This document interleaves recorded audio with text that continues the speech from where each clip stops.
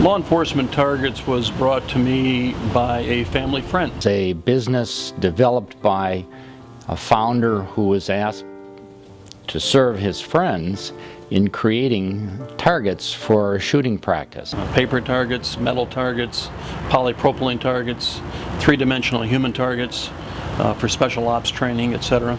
As he grew the business, typical entrepreneur, kind of a garage-based, home-based business that expanded and grew to a size that was an armful for his ability. We usually get involved in trouble companies, and this one was not in serious trouble at any time at all. There was a very strong capability to produce, deliver, and service a customer base that was highly identifiable. One of the roles that was needed was financial oversight. We made a special effort to be on hand, roll up our sleeves, active in the business, work with the people out in the warehouse, up in front, on the phones, out in the field, making sales calls, so that we experienced what they did.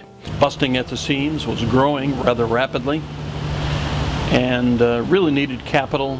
The first large project we needed to do was to relocate. Nearly all of the orders were received by the mail or on a fax transmission. A fresh shot of management and needed to be brought up to date in terms of its systems.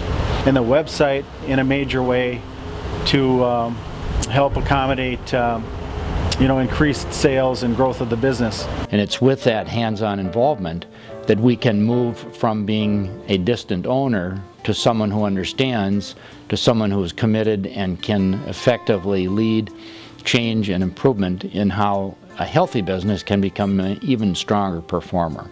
We moved the company rather quickly into a rather nice facility, a larger facility. About 3 times the size. Upgraded all the systems, the computer systems, the selling systems, customer service, customer relationship management systems. Managed to increase the visibility of the website, upgraded the website.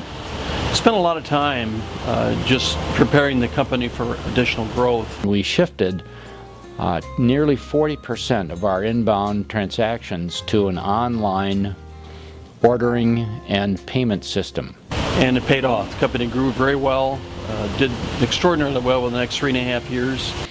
We like to share the improved performance in a financial way with the people that make it possible.